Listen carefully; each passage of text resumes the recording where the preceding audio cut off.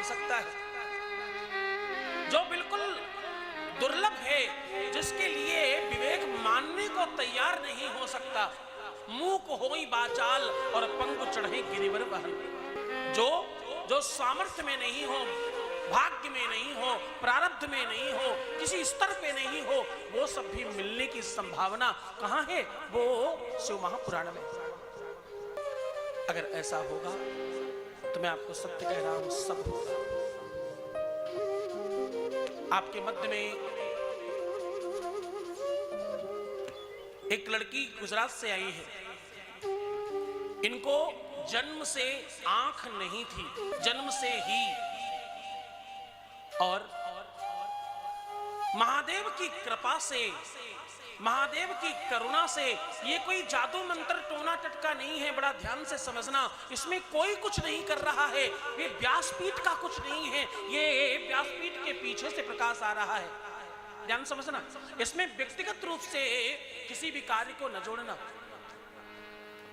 मैं कुछ भी आगे बात कहूं उसके पहले बड़ी स्पष्टता से कहूं, किसी भी इंसान में, मांसधारी व्यक्ति में वो सामर्थ्य नहीं है, परमात्मा के नाम में सामर्थ्य है। ईश्वर की भक्ति में और उस अनुष्ठान में, उस यज्ञ में, उस पूजा में, उस पाठ में, उस शिव महापुराण में सामर्थ्य। शिव महापुराण का बल देखिए, ताकत देखिए कि वो जन्म से उनको आंख नहीं थी और शिव महापुराण में बैठी। पहले दिन जब बैठी तो आंख नहीं थी, 7वें दिन जब उठी तो उनको सब दिखाई पड़ने लगा। एक बार खड़े हो जाए जहां भी हो। आपके मध्य में आई है गुजरात से, अभी तो उनका ब्याह भी हो गया है, डबल खुशी लेकर के आपके सन्मुख आए हैं। एक बार बड़ी स्क्रीन पे इनको दिखाया जाए। आप फुर्सत में जो थोड़े कुतर्की लोग हैं उनसे निवेदन है, कृपया इनसे जरूर मिलें। अभी भी इनकी जो चर्म चक्षुएं हैं वो अंदर को धसी हुई, अभी भी वो खड्डा जैसा दिखता है। तो आप मतलब अभी भी वो जो दीदा है, वो जो ब्लैक बॉल है, वो अभी भी नहीं है। उसके बावजूद उन्हें अब सब दिखाई पड़ता है। आपके बीच में नृत्य करती हैं, आपके बीच में आना जाना, उठना बैठना। इनको सरकार के द्वारा एक सर्टिफिकेट मिला था, वो भी इन्होंने वापस कर दिया।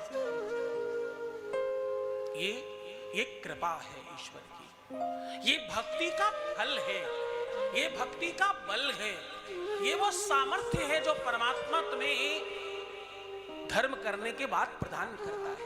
हाँ, जहां सब शून्य हो जाता वहां से परमात्मा का आगाज प्रारंभ होता, वहां से ईश्वर की हद प्रारंभ होती। ऐसे न जाने कितने लोग। हमारी पिछली कथा में एक बच्चा आया पोलियो ग्रस्त, आप अपनी बड़ी स्क्रीन पर देख पाएंगे शायद।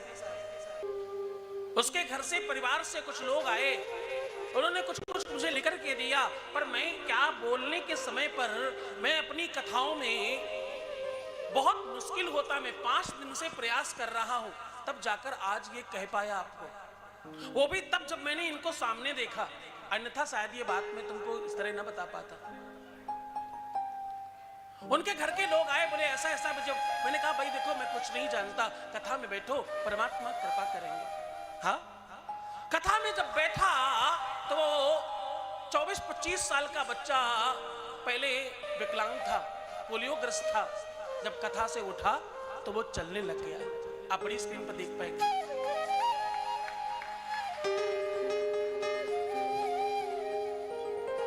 ये पोलियोग्रस्त थे, कभी उठे ही नहीं और उस दिन अपने आप उठकर चलने लग गए। मूक होई बाचाल पंगु चढ़े गिरिवर वदन, ये गोस्वामी तुलसीदास जी हजारों साल पहले लिख गए। वेदों में, पुराणों में सब क्षमताएं लिखी हैं। तुम जानो, तुम मानो तो हाँ, संभव हो सकता है, संभावना बन सकती है। हाँ, ईश्वर की कृपा के बहुत सारे प्रकार हैं। ये दिखाने का मतलब मालूम क्या? मात्र इतना छोटा सा, अगर जिसके हाथ पैर परमात्मा ने पहले नहीं दिए। देखो अभी जो हम लोग बात कर रहे थे उसी चर्चा पर है। हो ही वही जो राम रचि राखा को कर तक बढ़ा वही साखा, कर्म प्रधान विश्व रच राखा, जो जिस करे सो तस फल चाखा। तुम तो शिव महापुराण में केवल बैठे मात्र रहो तो तुम्हारे पहले कर्म ठीक हो जाएंगे। तुम्हारा यहां जब जितनी देर तुम बैठते हो ना, शिव महापुराण में जितनी देर बैठे हो, जितनी देर बैठे बैठे तुम पार्थिव शिवलिंग का निर्माण कर रहे हो, उतनी देर महादेव के पार्षद तुम्हारे भाग्य प्रारब्ध को परिवर्तित कर रहे हैं, चेंज कर रहे हैं।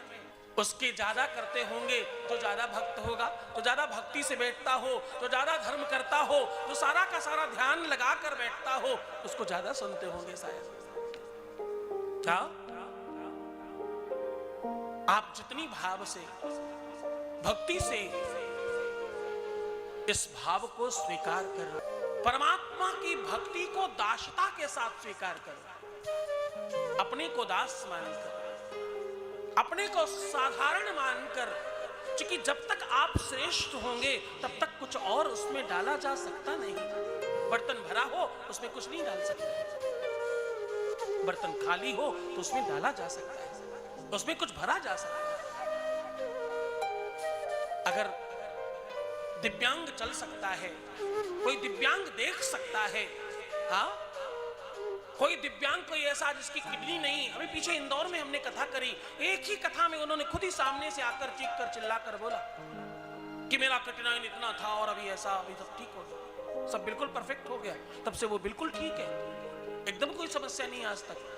ये सब कुछ ये मत समझना कि जितने दुनिया के लोग विकलांग या दिव्यांग है उनको सबको कोई ठीक कर सकता है। कोई एक ही है, उसका नाम महादेव है। जिस पर कृपा उनकी होगी, जिस पर कृपा उनकी हो जाए, जिस पर दृष्टि उनकी पड़ जाए, जिस पर नजर उनकी पड़ जाए, उसके साथ ये सब हो सकता है। मैं कह रहा हूं ये कब होगा? ये तब होगा जब तुम धर्म करोगे, जब तुम सत्कर्म करोगे। दुनिया में कैसी भी गाड़ी हो न चल रही हो, उसको धक्का लग जाता है। हाँ, परमात्मा के नाम में बड़ी सामर्थ्य है, बड़ी क्षमता है।